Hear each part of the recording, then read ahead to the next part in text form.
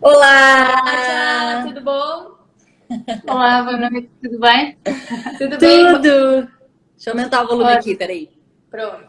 claro. E Olha, a luz queria, aqui. antes de mais, está tudo ok? Tá, agora sim.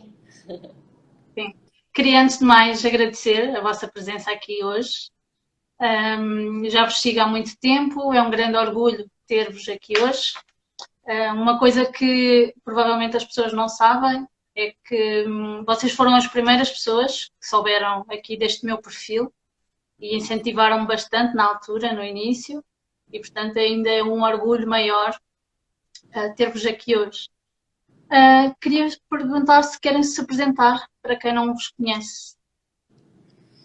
Então, para nós é um prazer estar aqui conversando contigo, Kátia. A gente já se conhece de bastante tempo, né? Desde acho que do início do ano passado. Eu já estou bem perdida no tempo por É, conta de pandemia e tudo mais. Mas é muito legal estar aqui contigo, conversando, fazendo essa troca de ideias. E coisa boa que mais e mais mulheres estão entrando no mercado de cripto, isso nos deixa também felizes, porque a gente é verdade. tem acompanhado, né, mais seguidoras, mais mulheres falando de criptomoedas, isso é muito legal. E eu sou a Cacá, e aqui do lado está a Carol, né, nós temos o projeto Use Cripto, a gente começou o projeto em 2019 porque a gente começou a estudar o Bitcoin através, o que nos encantou foi a usabilidade, ali em 2019, quando a gente já tinha um negócio antes, né? A gente tinha uma clínica de estética e odontologia e a gente queria aceitar no nosso negócio Bitcoin como moeda, né? Como pagamento. E ali a gente começou a pesquisar sobre esse assunto na internet, a gente não achava muito assunto. E isso foi na virada ali de 2018 para 2019, início de 2019. E aí, em março de 2019, a Carol falou assim: por que a gente então não começa a criar conteúdo, já que a gente não acha conteúdo? Por que a gente não começa a criar conteúdo? Porque outras pessoas devem também procurar e talvez não estão achando, né? Bom, vamos então, vamos começar a pensar sobre essa ideia. E fomos num evento, foi o nosso primeiro evento, foi em junho, né, em São Paulo. E dali, então, a gente começou a produzir de verdade, assim, se dedicar a esse projeto. E hoje a gente já não tem mais a nossa clínica, aquele negócio que a gente tinha, a gente vendeu e se dedica 100% ao Use Cripto. O Use Cripto virou a nossa vida, né? E as criptomoedas, o Bitcoin virou a nossa vida. Sim, é verdade. Né? Virou a nossa rotina, nosso dia a dia. Então, há mais de aí, quase 2 anos que a gente se dedica aí o tempo todo a educar sobre Bitcoin, a usar Bitcoin, e aprender sobre o Bitcoin, que é um estudo infinito, né? A gente está sempre estudando. E outro objetivo era também sair de trás dos computadores, né? Ir para a vida real, ir para as ruas, falar com os comerciantes, ver por que eles começaram a aceitar criptomoedas, porque é muito curioso, né? Cada comerciante tem a sua história, tem o seu viés, por que começou a aceitar cripto. A gente queria, de certa forma, mapear isso e conhecer essas pessoas. Só que, claro, agora com a pandemia ficou um pouco mais difícil, porque os lugares fecharam, abriram, a gente teve que também se reorganizar aqui. Mas seguimos firmes e fortes aí na usabilidade, como entusiastas, e sempre em busca de novos lugares que aceitam. Claro. Aqui no meu perfil chegou agora recentemente muita gente nova, pessoas que não conhecem Bitcoin. Provavelmente no vosso perfil todos os dias chega pessoas que não conhecem, mas que ouviram falar da subida de preço. Então, vocês que têm o projeto Use Cripto, queria-vos perguntar, essas pessoas que chegam agora querem ganhar muito dinheiro com Bitcoin rapidamente, não é? E depois tem vocês, que é quase o oposto, que usam criptomoedas no dia a dia e que têm a vida em cripto. Como é que se passa deste ouvir falar de Bitcoin para usar criptomoedas no dia a dia? Boa pergunta essa, Kátia. Aliás, beijão para 60 pessoas que estão aqui, Kátia. Uhul! Vamos, entusiastas! Bitcoin, a TH hoje, hein, Kátia? É Pô, verdade. 290 Hoje é mil dia. 290 Hoje mil é dia. reais, em reais. dólares, 52, 500 por 640. aí. Isso, se eu não estou enganada. Então, legal. não vamos falar de preço, nós vamos falar de preço, vamos falar de usabilidade, vamos falar de preço, um pouquinho de cada coisa. Mas eu acho que isso tem tudo a ver com essa pergunta, Kátia. Porque a maioria das pessoas, não dá para generalizar, mas assim, a maioria chega no mundo cripto por causa da valorização, por causa do preço. Ou porque o preço do Bitcoin subiu muito e aí acaba ouvindo notícias e aí chama atenção e aí começa a pesquisar sobre o assunto e começa, né, a buscar entender. Nesse momento que a gente está agora, a gente tem visto cada vez mais influenciadores, né, ou educadores financeiros falando sobre isso, grandes educadores financeiros. A gente está vendo aí Thiago Nigro falando sobre Bitcoin. Tudo isso as atenções se voltam nesse momento para o Bitcoin e para o mercado de criptomoedas. E com isso as pessoas acabam se interessando e querem aprender mais sobre esse assunto. Eu acho que o primeiro momento acaba sendo esse, o momento do preço, da valorização. Eu quero entrar porque eu quero ganhar dinheiro, eu quero investir, eu quero comprar porque valoriza pra caramba, e isso chama muito a atenção das pessoas. Afinal de contas, quem não quer ganhar dinheiro, né? Quem não quer a sua liberdade financeira? Todos nós queremos. E eu acho que a usabilidade, ela vem como uma consequência desse estudo, assim, desse trajeto, dessa jornada. Porque primeiro você começa a se... Primeiro você entra por causa do preço. Depois você começa a estudar. E aí começa a estudar, e aí você entra naquela toca do coelho que a gente fala, né? Começa a se questionar o que é o dinheiro, como funciona o Bitcoin, de onde é que surgiu, quem criou isso, por que ele é resistente à inflação, né? O que é moeda ou não é? Isso aqui é dinheiro, não é dinheiro, né? Por que se valoriza tanto? Começam muitas perguntas a se passar na cabeça, né? Surgirem na cabeça, até que a pessoa descobre que Bitcoin é moeda também. E é uma moeda global. Opa, mas espera aí. Quer dizer que eu posso pagar coisas com isso? Quer dizer que eu posso pagar coisas com criptomoeda? Então, eu acho que é uma trajetória meio que natural, assim, Kátia. Eu não sei se você concorda com isso, mas é uma trajetória que todos nós passamos, assim. Entra pelo preço ou pela tecnologia, porque ouviu falar, e aí vai estudando, até que chega nessa conclusão de que pode usar como moeda. Nem todas as pessoas têm esse gatilho, essa vontade de usar como moeda. Algumas acham que não, que é reserva de valor. Mas tem muitas que acham que sim, que é possível usar como moeda, que acreditam, que passam a usar nos seus negócios, que passam a usar como pagamento de serviços. Pessoas como nós três aqui que querem pagar com criptomoedas e mostrar que isso é possível, né? Logo, não é daqui 10 anos, é agora. Então, eu acho que esse é um processo natural, assim. E para complementar o que a Cacá falou, tem uma frase que eu gosto muito que ela fala: eu vim pelos lucros e fiquei pelos fundamentos. Porque quando você mergulha no Bitcoin, não é só dinheiro digital. Porque dinheiro digital, por ser dinheiro digital, já existe PayPal aí há, sei lá, mais de 10 anos, né? Mais de 20 anos. Mas não é só por ser digital. É por várias características, né? Ele é resistente à inflação. Então, ele é completamente diferente do sistema financeiro tradicional. Então, você começa a questionar todo o sistema financeiro, como é que o dinheiro é criado, as moedas fiat. Aí você se apaixona por isso. Aí você começa a estudar a resistência à censura. Então, quer dizer que em países que estão com governos autoritários, totalitários, que estão de alguma forma oprimindo a população, Bitcoin pode ser uma válvula de escape e uma ferramenta para que as pessoas tenham voz e autonomia financeira.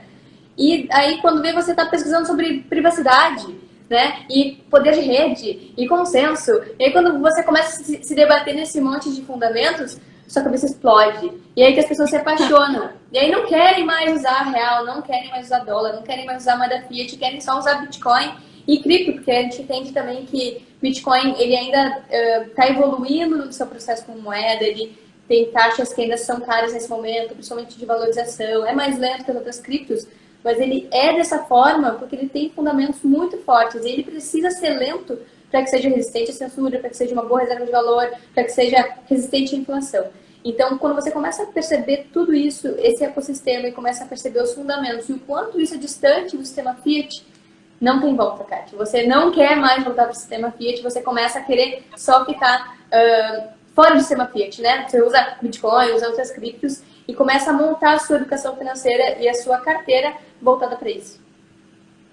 Desculpa se me alonguei aqui. Não, não, é isso mesmo. Mas voltando às pessoas que estão a ouvir agora pela primeira vez, queria-vos pedir, para quem não vos segue ainda, como então é que se faz para viver? Como é que vocês pagam? Podiam explicar um pouquinho o processo, as ferramentas, como é que vocês... Porque nós sabemos que ali onde eu vou comprar as coisas do mês, não aceita cripto, não é? Como é que eu faço então, depois de ter Bitcoin na minha carteira, como é que eu faço para pagar? Tá, beleza. Como nós fizemos esse processo? Foi uma transição que foi feita e a primeira coisa que nós precisamos fazer para começar a usar criptos no dia a dia foi organizar as nossas finanças que estavam no passado, né? Do nosso negócio que a gente tinha aberto, então a gente tinha financiamento, a gente teve que quitar isso, a gente quitou tudo o que era possível, a gente eliminou o cartão de crédito, porque a vida cripto era uma vida no débito, não tem como parcelar. Em Portugal não existe esse parcelamento, né, Kátia? Não. Aqui no Brasil, aqui no Brasil é muito comum, as pessoas parcelam em até 12 vezes, né, em 12 meses, uma televisão, né, um carro em 36 meses, né? Sabes que eu comento muito, eu vivi no Brasil, né, durante quase 5 anos. Uma das coisas que me chocou foi ir numa dessas lojas que vendiam eletrodomésticos para casa e em vez de aparecer o preço do televisor, por exemplo, aparecia 12 vezes 30 ou 12 vezes 50. Não tinha o valor do total, tinha só as parcelas e o número de vezes. E isso foi assim um choque de cultura, né? Como é diferente.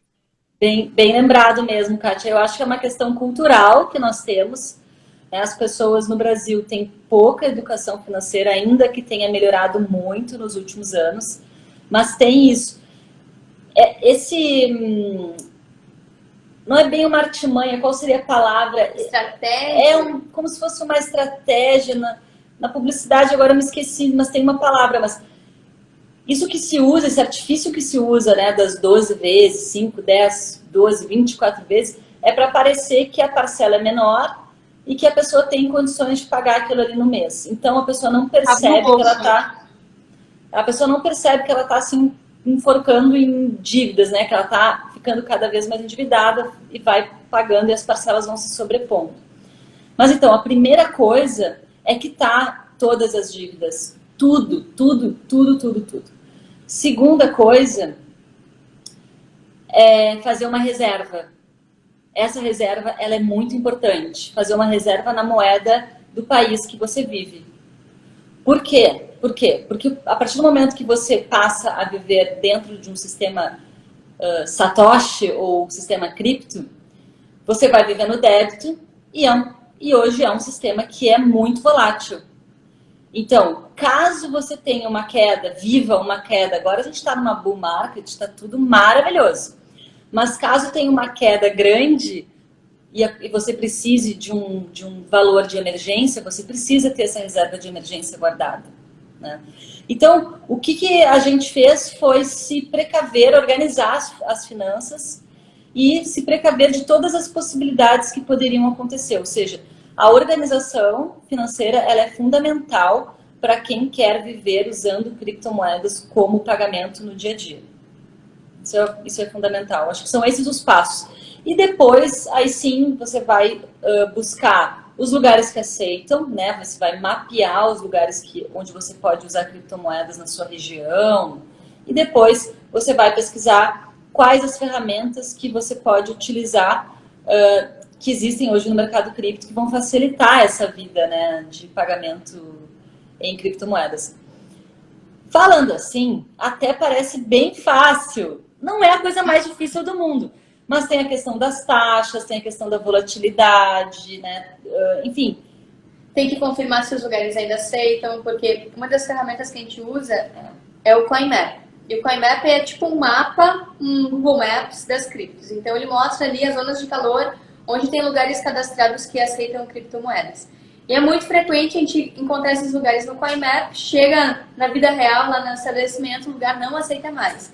Então o passo que a gente sempre fala é, entre em contato com o comerciante para confirmar que realmente aceita cripto e que o lugar ainda existe. Às vezes está no CoinMap desde 2013, 2014 e às vezes o estabelecimento nem existe mais, né?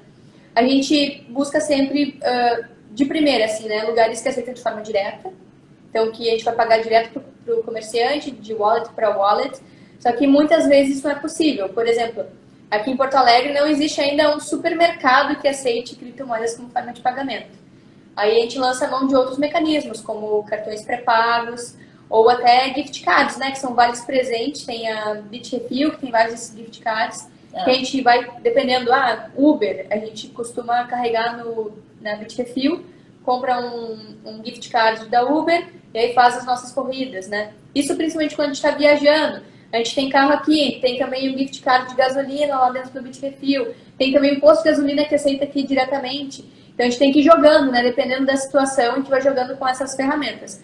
Mas em resumo mapear os lugares, cartões pré-pagos, que normalmente é nosso último recurso, porque daí a gente está usando um intermediário, mas ainda assim é um intermediário cripto, e nosso objetivo é justamente, se a gente não pode pagar direto, então vamos tentar estimular o ecossistema, tentar usar essas empresas que são do lado cripto da força, né? Então usar um cartão pré-pago, ou então um gift card que também é um intermediário, mas também é um intermediário voltado para o sistema cripto.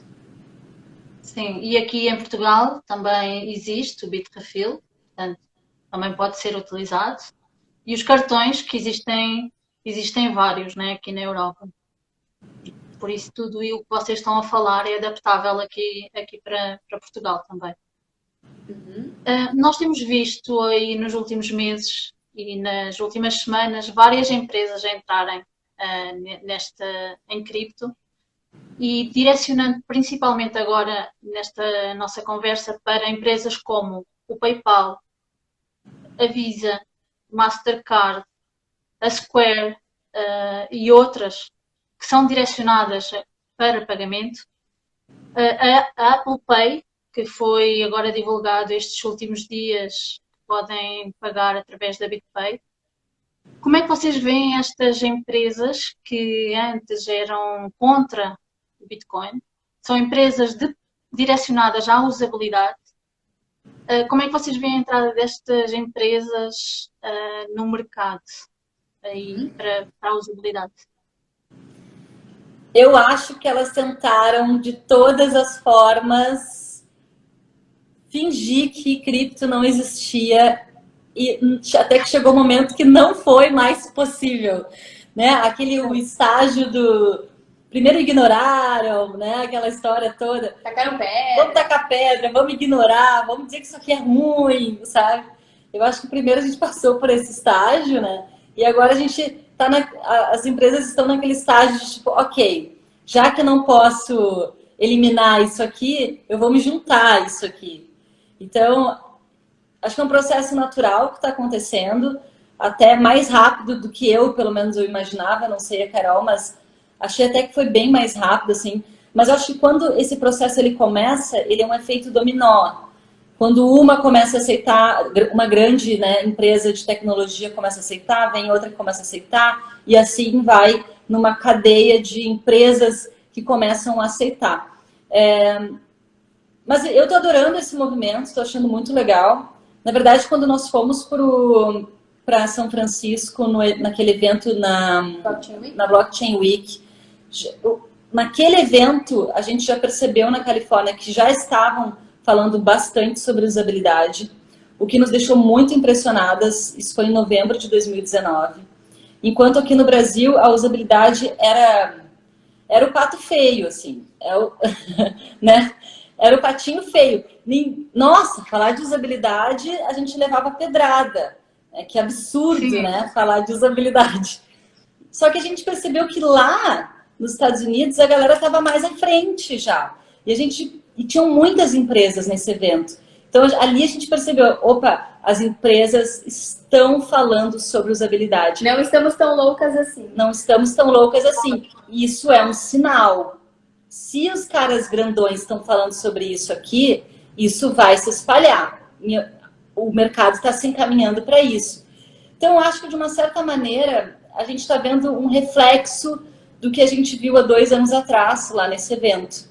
Esse movimento só cresceu com também a valorização, com o halving do Bitcoin, valorização do Bitcoin. E agora, claro, o mundo cripto está em ebulição, né? Em todos os sentidos. Só complementando, eu acho que a pandemia teve um papel fundamental, porque eu acho que isso ia acontecer de qualquer maneira, só que talvez, sei lá, 10 anos, 7 anos, não sei, não tem como saber, né?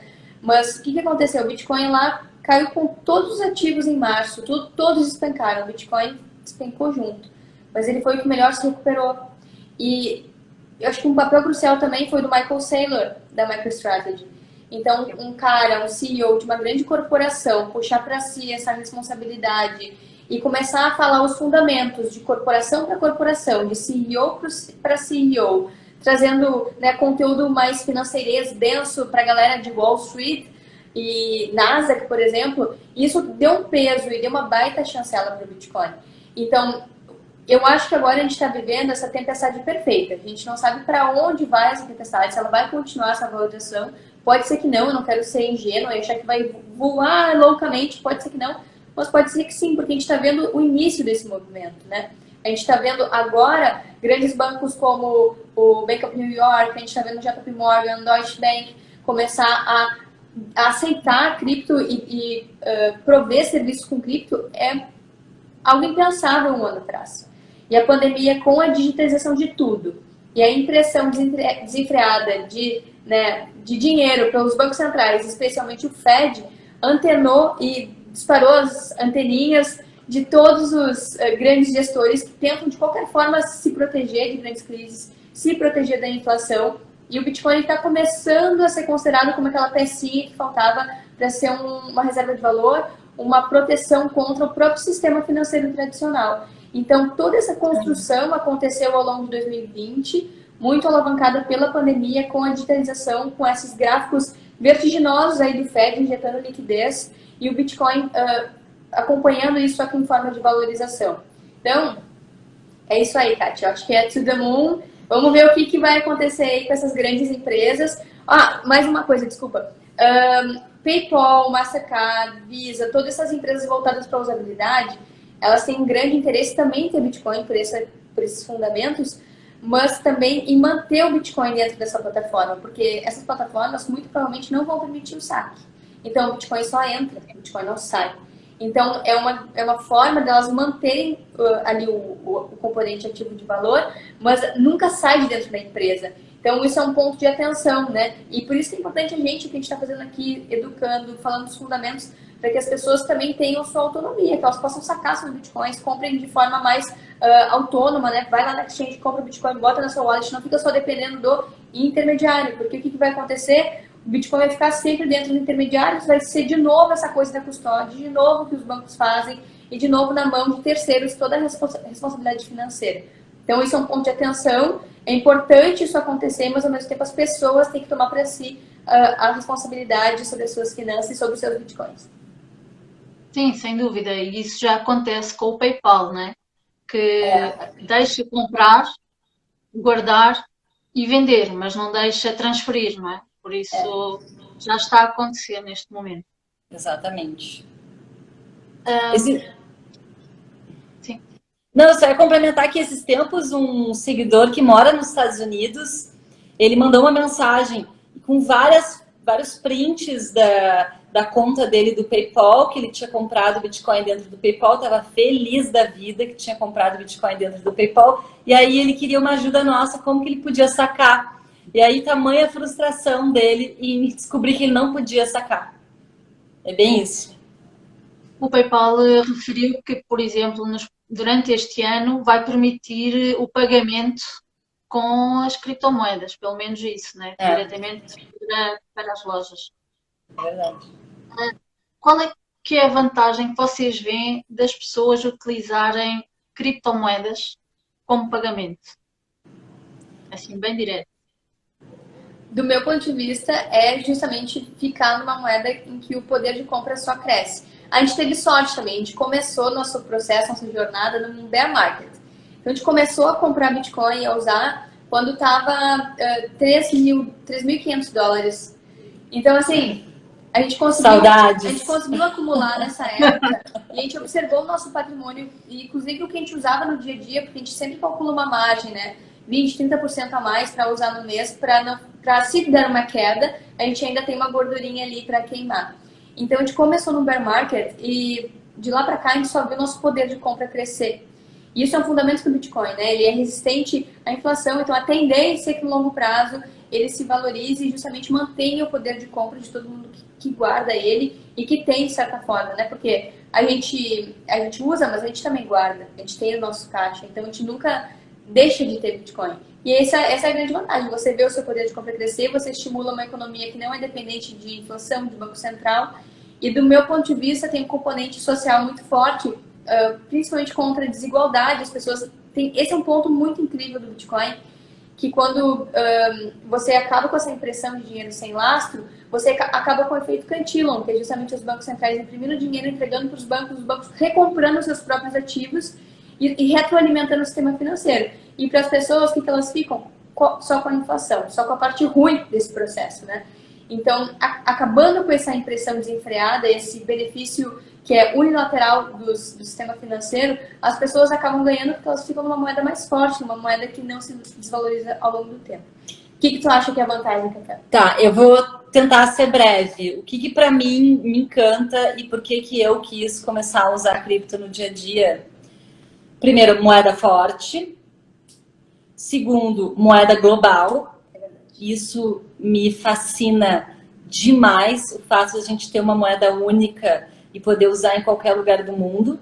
Isso me fascina demais, e poder fazer essas transferências de forma global da minha carteira para da Kátia que está em Portugal, para qualquer outra pessoa que está em outro lugar do mundo, de forma muito rápida e transparente, poder acompanhar isso na blockchain, eu acho fantástico.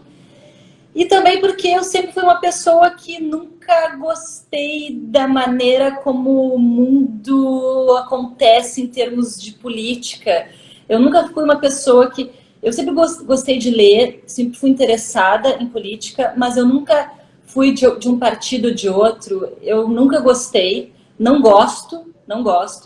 Acho que todo mundo tem que aprender a entender sobre isso, mas eu particularmente eu não gosto. E o Bitcoin, ele é um dinheiro matemático, né? E não tem um envolvimento de politicagem. E isso também é outra coisa que para mim me pega muito. Eu não quero fazer parte desse sistema, não quero fazer parte dessa politicagem, dessa impressão de grana, eu tô fora disso aí. Então, é um opt-out, né? Eu optei sair do sistema, eu acho que... E é isso que para mim bateu muito forte, esses 3 pontos. E tal como a Carol falou que é a vantagem para as pessoas, também é a vantagem para as empresas.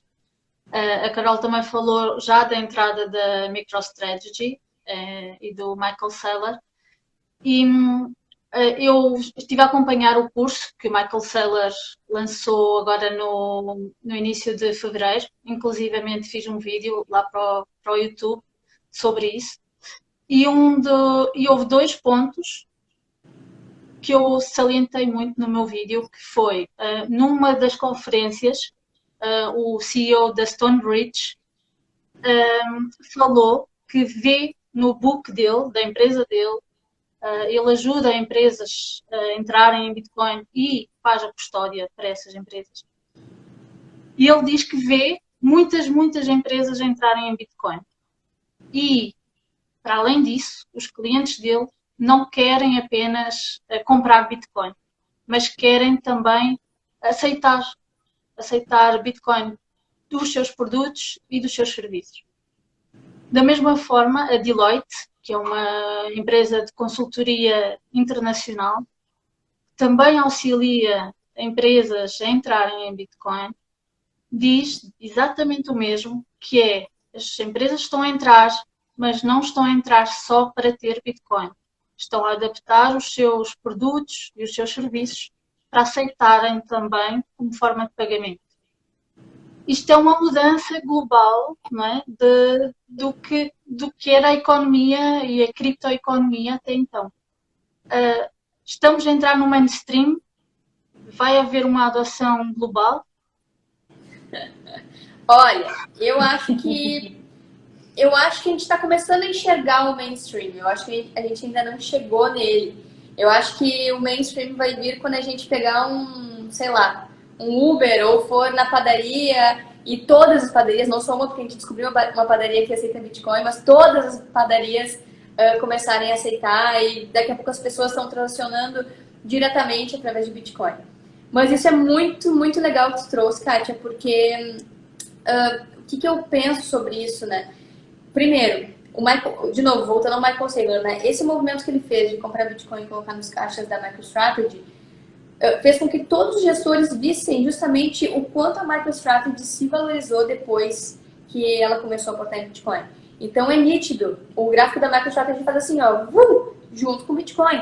Então antes as empresas não tinham capacidade, era muito raro uma empresa que fizesse esse tipo de movimento, né, num gráfico aritmético linear, né?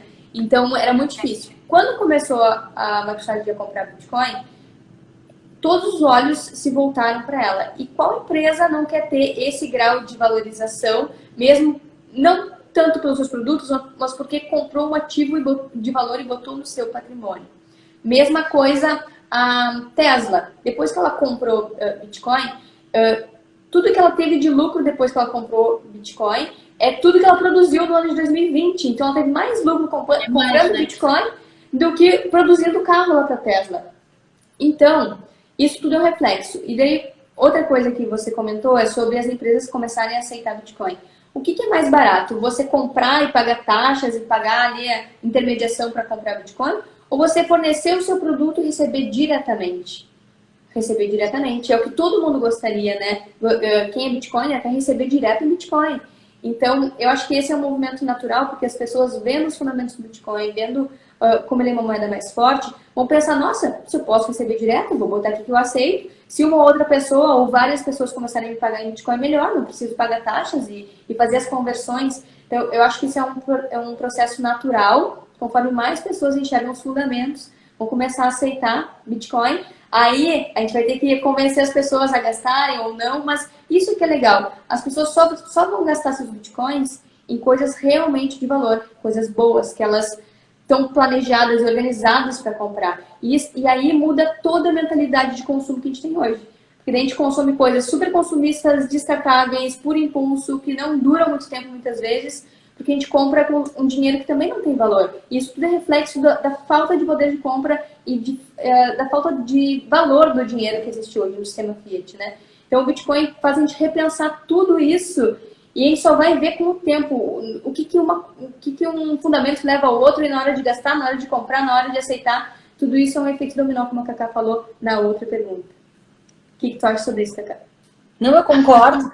Não, eu concordo plenamente. Concordo com tudo que tu comentou. É porque a Carol falou sobre toda a padaria aceitar Bitcoin. Mas, por exemplo, se estas empresas de retalho, como por exemplo a Amazon ou outras empresas grandes, começarem a aceitar Bitcoin, começa a espalhar a palavra e a padaria da esquina começa a aceitar também. Se as grandes empresas de retalho começarem a aceitar, as pequenas também vão começar. E por isso é que perguntava se não estamos aí a entrar, a passar para o mainstream. Porque basta 3 ou 4 das grandes entrarem para todas as pequenas irem atrás. Com certeza. Eu acho que muito dessas big techs, né, dessas grandes empresas de tecnologia que a gente usa no dia a dia, por exemplo, Airbnb, próprio Uber, Amazon, né, são grandes empresas de tecnologia e que são voltadas aí para coisas mais inovadoras, né, colaborativas. Eu acho que seria incrível se essas empresas dessem esse primeiro passo, né?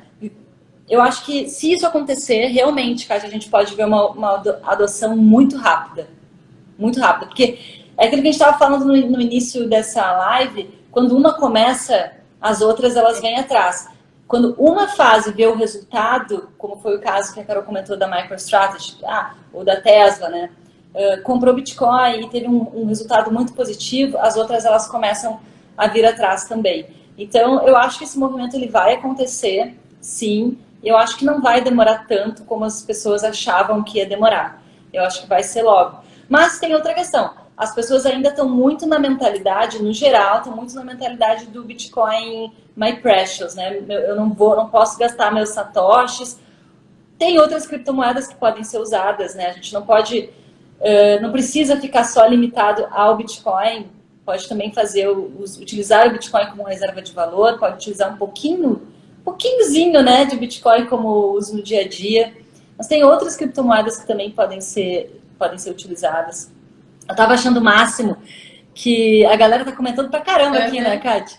E aí a Marina disse que tá pedalando e nos ouvindo. Olha que legal. Achei demais isso. Que exemplo, hein? Então, a gente deveria também pedalar e não só falar, né? Ou começar a conversar pedalando, porque o sedentarismo aqui está... Enfim. Estão perguntando aí também de diferentes criptomoedas, que depois podemos comentar no final, se for o caso. Vocês veem alguma desvantagem nessa mainstream que nós estávamos a falar? Existe algum perigo para as criptomoedas com a entrada dessas instituições dessa forma tão pesada, não é? Eu vejo que existem alguns pontos críticos, sim. O primeiro deles, quando a gente fala de Bitcoin, é a parte técnica, né? O Bitcoin hoje, ele não exatamente sustenta muitas transações ao mesmo tempo, né, na rede, porque as taxas são muito elevadas. Eu acho que as taxas uma grande barreira, assim, que a gente precisa ver como que a gente vai vencer isso. Existem protocolos sendo criados, estudados e já são usados, como é o caso da Lightning Network. Eu acho que outros protocolos vão surgir, eu acho que devem ter muitas pessoas estudando formas de fazer o Bitcoin ser mais rápido, mas Lightning já está aí, já pode ser utilizado. Infelizmente, aqui no Brasil, a gente não vê muito a galera usar, mas, por exemplo, a gente sabe que na Austrália já se usa bastante Lightning, então falta a parte de adoção da Lightning nas carteiras, né, por parte das exchanges. Eu não sei como que tecnicamente se poderia implementar isso, acho que tem questões de segurança também, que precisam ser levadas em consideração. Eu imagino que não deve ser uma coisa tão simples de fazer, não entendo dessa parte, mas acho que tudo tem que ser muito pensado, porque a segurança ela vem em primeiro lugar, né, no mundo cripto. Acho que isso é uma questão. Eu acho que outra questão é o olho dos governos e dos bancos centrais em cima disso, né? Se as pessoas vão começar a utilizar moedas descentralizadas, isso vai impactar totalmente nas políticas econômicas, né, nos governos aí do mundo inteiro. Então, acho que vai ser bem... Fala, Carol, mas deixa eu só concluir. É complexo falar sobre isso.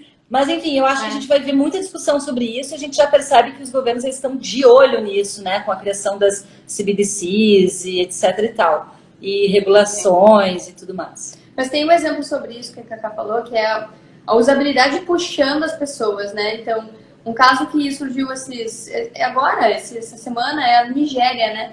A Nigéria está passando por uma crise monetária gigantesca e as pessoas automaticamente estão adotando o Bitcoin e criptos como meio de pagamentos e como reserva de valor, porque a moeda da Nigéria está perdendo valor de forma muito brusca. E rolaram vários vídeos de senadores, políticos lá da Nigéria dizendo que Bitcoin é horrível, porque olha o que ele está fazendo com a nossa moeda. Mas não é isso, foram eles mesmos que fizeram isso com a moeda deles, imprimindo dinheiro em excesso e diluíram o poder de compra. Então o que a gente pode ver é isso. O que eu acho que pode acontecer e o que os governos mais espertos vão fazer é quem comprar Bitcoin primeiro sai na frente, que é o caso do prefeito de Miami. O prefeito de Miami quer começar a colocar Bitcoin nos seus caixas, quer começar a aceitar Bitcoin como pagamento, quer começar a permitir pagamento de impostos, taxas, pagar funcionários em Bitcoin.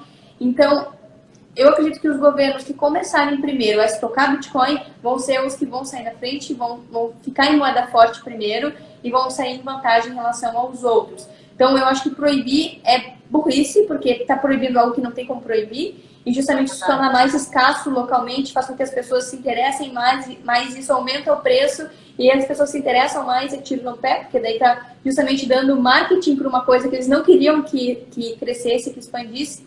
Então, acho que a tendência é, inevitavelmente, os governos vão acabar adotando, principalmente Bitcoin, por ser a moeda mais forte. As outras criptos podem ser usadas para fins específicos, aí vai depender da solidez de cada projeto, mas eu vejo muito o Bitcoin com esse papel. E claro, né, a gente não tem bola de cristal, a gente está aqui falando o que a gente acha, mas através de alguns exemplos a gente já consegue ver o que pode ser um cenário futuro. Mas nós vimos também, por exemplo, a Venezuela, acho que se eu não estou enganada, a Venezuela também começou a minerar Bitcoin, não é? Por isso já vemos alguns governos direcionarem-se para o Bitcoin. O Irã também, né? Aí tem Sim. outro exemplo também. O Irã estava sofrendo muitas sanções do governo americano, porque quem não negociar petróleo em dólar toma ferro dos Estados Unidos.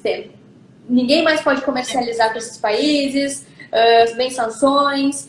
Só que todos os países são obrigados a negociar em dólar, senão acaba tendo guerra, acaba sofrendo represália americana. O que acontece? Bitcoin, como é resistente à censura, esses países que são muitas vezes oprimidos pelos Estados Unidos estão começando a minerar Bitcoin para ter uma forma de não ficar sujeito só à vontade americana e à imposição do sistema petrodólar, que é essa forçação de barra que os Estados Unidos faz para que o mundo inteiro negocie petróleo.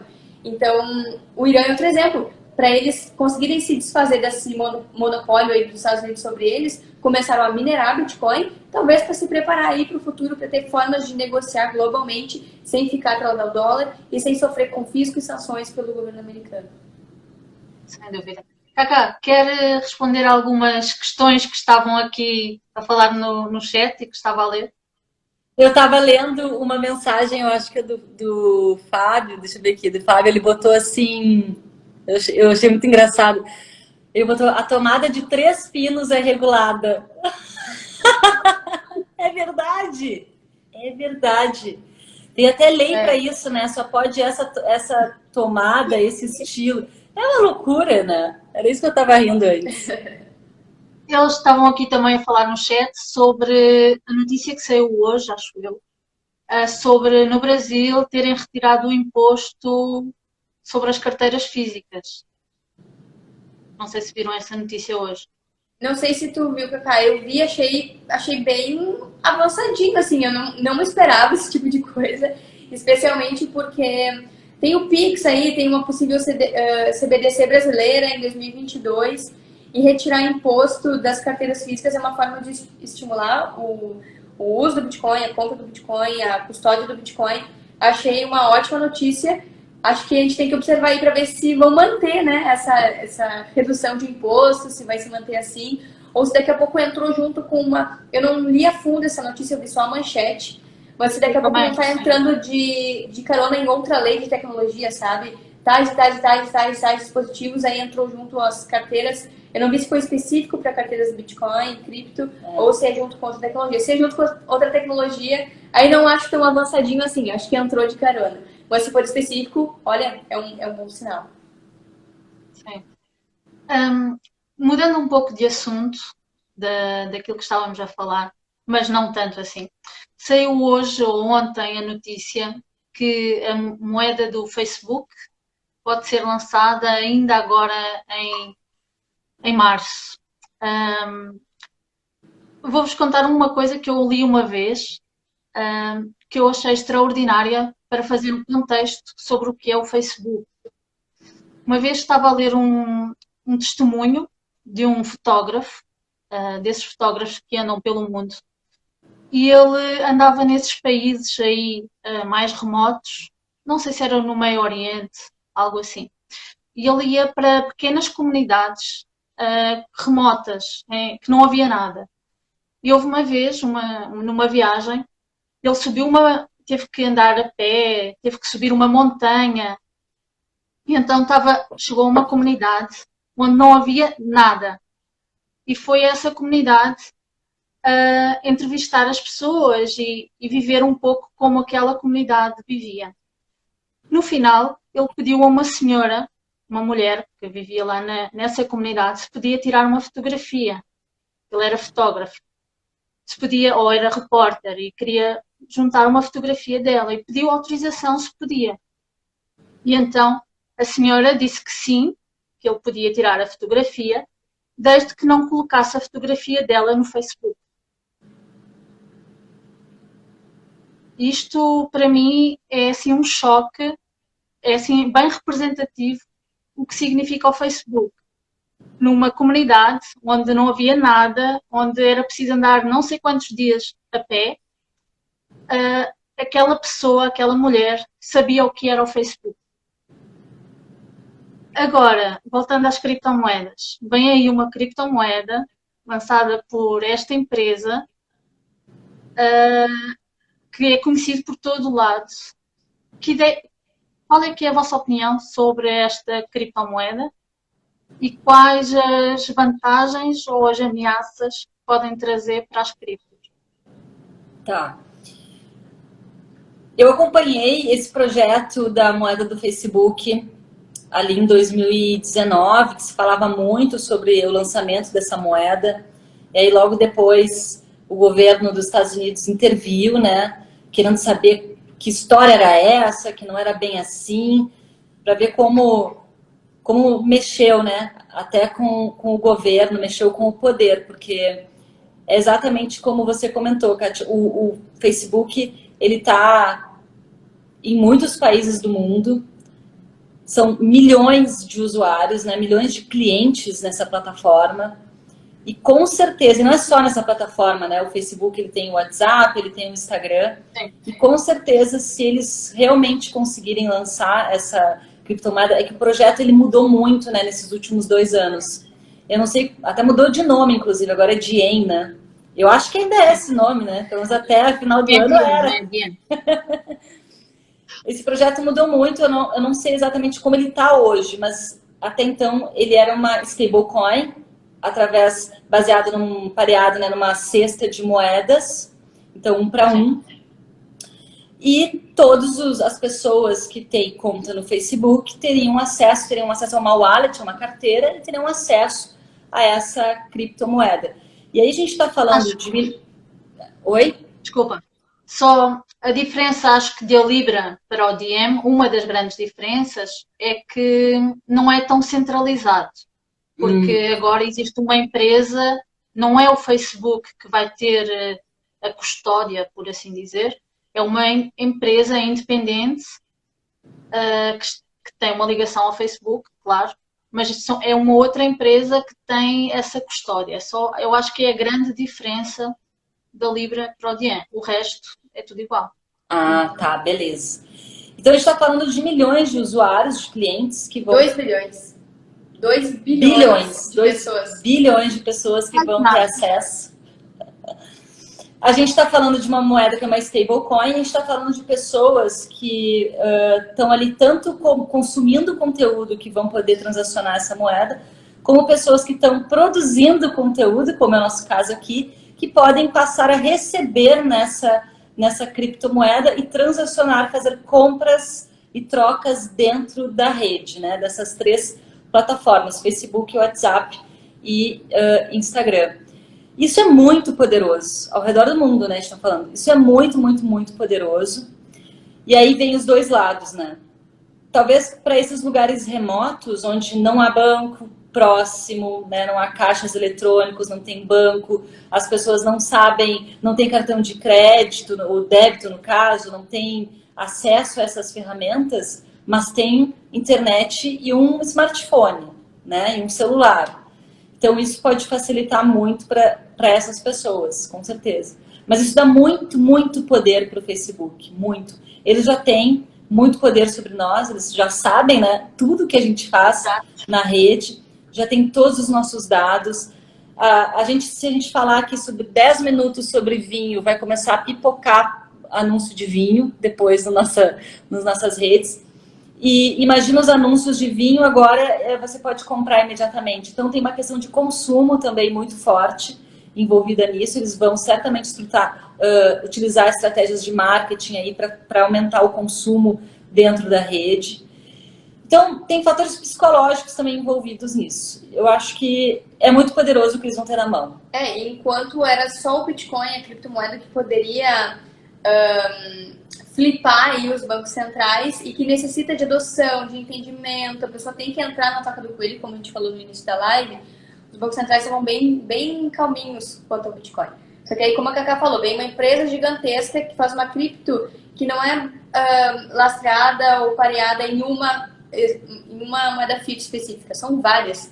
Isso quer dizer que rapidamente o dólar perde o monopólio dele, né? Se realmente isso acontecer. E não só nos Estados Unidos, mas globalmente, o sistema petrodólar que força as pessoas a usarem dólar para consumir petróleo começa a ser ameaçado por uma cripto que não é vinculada ao dólar, é parcialmente vinculada ao dólar, mas é o dólar, ien, yuan e eu acho que a libra esterlina, se não estou enganado. E acho que tem o euro também. O euro também. Então, acaba que fica sem nenhum controle de nenhum banco central. Inclusive, a Mastercard era do consórcio que ia ajudar lá o Facebook a gerenciar essa cripto. O Mastercard deu no pé e agora está começando a aceitar Bitcoin, anunciou que vai começar a aceitar Bitcoin. Então, tem esse jogo de poder, esse jogo de força, né? O Facebook está se defendendo, tentando lançar já faz 2 anos e tá uma novela, a gente não sabe o que vai acontecer, ainda pode se transformar muito esse projeto aí até março, ou pode não sair em março. Então a gente acompanha, daqui a pouco se atualiza, daqui a pouco passa, daqui a pouco volta. Então tá aqui uma novela mexicana, a tal da... Um lado positivo é que, assim como o Pix, as pessoas vão se habituar, né, com criptomoeda, com QR Code, com esse tipo de transação. Eu acho que isso é um ponto positivo. Mas acham que vai roubar, entre aspas, roubar o lugar do Bitcoin? Eu acho que não. Eu acho que pode ser uma porta de entrada. Se as pessoas começarem a transacionar com criptomoedas e começarem a pesquisar outras criptos e chegarem até o Bitcoin, eu acho que elas vão enxergar o potencial, sim, do Bitcoin, vão se interessar, vão ter essa curiosidade de entender mais o que é essa outra criptomoeda. É uma porta de entrada para entender as outras. Eu acho que isso é bem possível. É que por mais que seja digital e seja uma cripto, ela não tem os fundamentos do Bitcoin. Na verdade, nenhuma moeda tem, que é ser o mais descentralizado possível, o mais resistente à censura, o mais resistente à inflação. E isso, aos poucos, conforme cada país for passando por crises, não sei, financeiras, inflacionárias, as pessoas vão despertando para o poder do Bitcoin. Então, agora está sendo na Nigéria, Venezuela, Argentina, Turquia, daqui a pouco pode ser Brasil. Daqui a pouco, se o dólar realmente passa por uma crise maior, pode ser os Estados Unidos.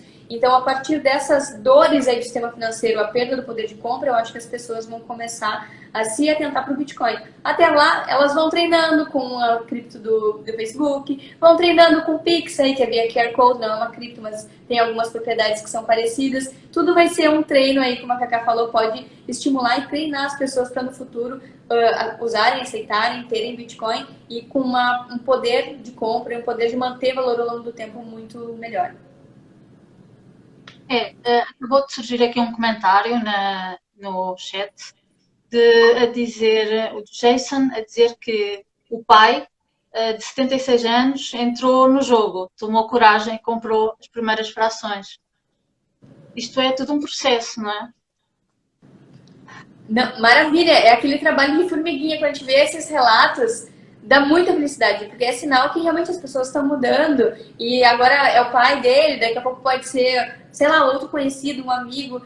Então, aos pouquinhos a gente vai indo, a gente vai educando e vai ajudando as pessoas a entenderem melhor isso. Que bom que ele começou. Tem pai que tá arrependido, né, Carol? Meu pai tá arrependido, eu tô falando pra ele desde 2018, quando eu falei pra ele que o Bitcoin não tava 288 mil reais, tava 260, falei pra ele no final de semana. Ele fez assim, ó, putz, se eu tivesse comprado, aquela frase não comprou. Clássica. A tu vai comprar agora, vai cair, nem compra. Ai, muito bom. Estamos agora a chegar quase a 1 hora de live. Eu, no fim das minhas lives, faço 3 perguntas aos meus convidados e queria então fazer essas 3 perguntas. Primeira, que eu sei que é uma pergunta que vocês adoram, mas vou querer ouvir as vossas respostas, que é: quem é Satoshi Nakamoto? Um alien. Eu acho que é um alien. Olha, eu espero que seja um alien. Eu também. Só Eu pode esperava ser. essa resposta da Carol, da Cacá, não esperava essa resposta. Fui completamente influenciada. Não, outra hora a gente pode falar sobre isso. Tem algumas frases do Satoshi que ele fala de aliens e eu fiquei assim, gente, pode até ser, não sei, vai que eles estão nos visitando, largam essa preciosidade do Bitcoin aqui e dão no pé. Melhor coisa eles não podiam fazer pra gente. Então eu espero que seja um alien É mesmo. alguém que veio do futuro, viu a lambança no futuro, veio para preciso resolver alguma coisa aqui para mudar isso. Veio e deixou isso aí para nós. Não, ok. Estamos numa bull run, como falámos agora. Queria o preço e uma data para o final da bull run. Eita, final da run. Essa é nova, gente. Deixa eu olhar. Deixa eu abrir aqui Ah, meu não vai calendário. lá no gráfico. Olha, Não, no calendário, gente. a gente gosta muito da teoria Stock Flow. A gente posta bastante sobre isso. A gente acompanha. Eu fico alucinada como o Bitcoin está seguindo essa teoria. Eu acho doideira pura isso. Parece um relógio, né? É incrível, é incrível. Mas a Carol tá olhando o relógio aqui para quando que é? Eu Agosto, acho- setembro, outubro, novembro? Eu acho que vai ser de novo em janeiro de 2022. Acaba o Bull Run. Janeiro? Daqui a um ano. Porque foi o que aconteceu em 2017, né? Durou um ano a Bull Run, entre subidas e descidas. Um ano depois, puf, aí desabou loucamente. Ficou quase um ano desabando, um ano e meio desabando e ficou ali acumulando, acumulando. Então acho que a gente vai devagarinho, a gente tá subindo aí quase 300 mil reais. Daqui a pouco cai, daqui a pouco volta a subir. A gente vai ficar nessa montanha-russa aí, acho que ao longo de 2021 inteiro. E com mais empresas entrando, é provável que essa montanha-russa seja bem vertiginosa. E tu, Cacá? Achas que vai ser mais vertiginosa? A queda vai ser maior? Ou achas que vai haver uma queda menor porque eles não vão vender os bitcoins? Eu acho que vai subir muito, mas vai cair muito. Eu chuto que vai, vamos falar em dólares, que é mais fácil. Deixa eu ver, a gente está em 52. Eu acho que vai a 177 mil dólares. Em janeiro de 2022, cai para... De primeira, cai para 120, depois segue caindo. Boa. Vai lá, Uma Cacá. queda de quanto tu acha? Eu não vou calcular agora, não sei, deixa eu ver. 40% de cara, assim, né, no primeiro mês. E depois, o que acontece depois da queda? Porque a galera já se apavorou Não, aqui. vocês querem que eu conte a história inteira, O que que- a cultura inteira, né? Não é cartomante. Só para deixar todo mundo tranquilo. Depois da queda vem aquele momento ali, aquele período glacial, de gelo, que o Bitcoin anda de lado, depois ele volta a subir. É assim que aconteceu, E aí pelo menos que é das bom pra outras comprar. vezes. É assim que aconteceu. Tá, não rouba meu chute. Olha, Kátia, eu não sei exatamente, mas eu acho que a gente vai até o ano inteiro nessa bull run. Eu vou dizer que até dezembro, então. Até dezembro, eu acho que sim. Agora, em termos de valores, eu vou ser mais conservadora que a Carol. Eu acho que a gente chega a 120 mil dólares. De 100 a 120 mil dólares esse ano. Eu acho que a gente chega nesses patamares de preço. O que eu tô achando curioso é que não tem uma correção forte acontecendo até agora, né? Então... Teve uma de 30%. 30. mas foi em novembro, eu acho, né? Não, foi agora, foi em janeiro. Foi em Janeiro. janeiro agora? Aham, foi janeiro. Ah, Tá é. passando rápido, tá achando que tá no Com a passado. história do curso eu fiquei bem fora, né, de acompanhar. Última pergunta. Queria que vocês recomendassem 2 livros. Um livro sobre criptomoedas e um livro para a vida, assim, um que tenha dado um ensinamento. Um livro só. Um livro sobre criptomoedas. Eu vou chutar aqui para quem está começando, é o do Antonopoulos. O Bitcoin, a internet do dinheiro. E da vida? E na vida... me pegou. Responde aí, deixa eu pensar. Tá. Óbvio, Padrão Bitcoin, do Saifedean. Livro Cripto, que agora tá em português. Leitura obrigatória. Aí, ó. Esse aí, leitura obrigatória, galera. Quem não leu, leia. É Bíblia de todo Bitcoiner. Se tu não disser, eu vou dizer 2, então, tá? Não, eu já tenho um que eu quero falar. Tá. É que assim, eu tenho muitos livros que eu gosto, mas eu não tô conseguindo ler da maneira como eu gostaria, porque eu leio só sobre cripto o dia inteiro. Sim. Mas um livro que marcou bastante a minha vida é um clássico, que é O Apanhador do Campo de Centeio. Mas é uma literatura, não é um livro... é uma literatura que eu gosto do estilo. E eu vou falar os 2, então. Livros da vida é Segredos da Mente Milionária, leitura obrigatória também, e minimalismo, para justamente começar a estimular essa coisa do... Para que consumir se é por impulso, se você vai botar fora. O essencialismo. Essencialismo. Troquei. Mas tem a ver com a isso. filosofia do minimalismo dentro e tem a ver com Bitcoin, tem a ver com consumir coisas de valor que vão ser mais duráveis do que ficar consumindo por consumir coisas que às vezes você nem leva, né, no longo prazo e acaba sendo só um desperdício. Então são ótimos. Vamos então terminar a live. Queria-vos agradecer novamente. Querem deixar uma última mensagem e as vossas redes, onde é que as pessoas vos encontram? Kátia, obrigada por esse convite. Foi muito gostoso conversar contigo, ainda mais sobre usabilidade, um assunto que a gente gosta tanto e a gente quer trazer mais no canal, né, nas redes. Mas é tanto assunto, é tanta pergunta, a gente quer ajudar todo mundo a entender. E a galera tá com essa demanda gigantesca sobre como comprar, como investir. Então a gente acabou focando mais nesse momento, mas a usabilidade ela tá sempre presente na nossa vida diariamente. Então muito bom conversar sobre isso. E coisa boa, olha só essa live com nós todas mulheres aqui, demais, sensacional. E dizer assim, para todo mundo que está nos assistindo aqui, para continuar estudando, continua acreditando no mundo cripto. Você que já não entrou ainda, estuda, entra no mercado de cripto, entende como funciona todo esse mercado que é fantástico. Compra um pouquinho, se não comprou, não tomou coragem ainda para estudar, ver como funciona.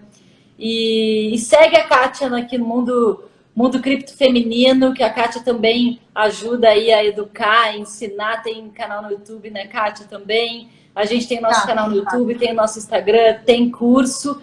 Conteúdo, coisa boa. Agora, não falta para quem quer aprender sobre esse mercado, aprender sobre o Bitcoin. Então é isso, foca nos estudos e vamos em frente. E opt out. A galera ficou assim, o que é isso ali, o Lucas? E a galera perguntou, mas o que é isso que a Cacá falou em inglês? Opt out saia do sistema. Vamos fazer diferente, gente. Esse sistema que a gente está vivendo hoje, por anos e anos e anos, não está funcionando. Vamos mudar isso. Vamos para um sistema mais eficiente, transparente. Bora para o Bitcoin. Bora viver no mundo, no padrão Satoshi. É isso aí. Nossa, arrasou. Não preciso falar mais nada. Obrigada, Kátia. Uma das questões que colocaram aqui várias vezes no chat é hora de entrar em Bitcoin? E a resposta é... Sempre. Se tá caro, tá com medo que vai cair, compra um pouquinho, porque a questão não é a hora certa, a questão é a constância.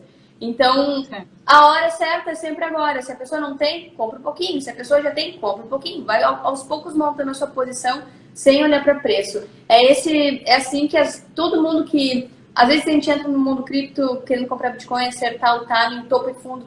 Às vezes perde muita grana e tempo tentando fazer isso. Então a hora é sempre agora. Se você não tem, comece. Se você já tem, siga a sua estratégia, siga de forma constante, porque é a constância que vai fazer você ver ali sua carteira igual da MicroStrategy. Longo prazo, hein, galera?